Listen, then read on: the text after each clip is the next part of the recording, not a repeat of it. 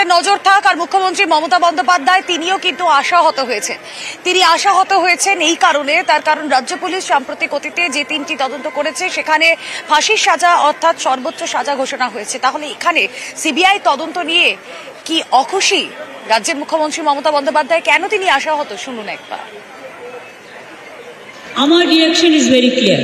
আমরা প্রথম দিন থেকেই ফাঁসির দাবি করে এসছিলাম এবং আজকেও আমরা সেই দাবিতে অটুট আছি।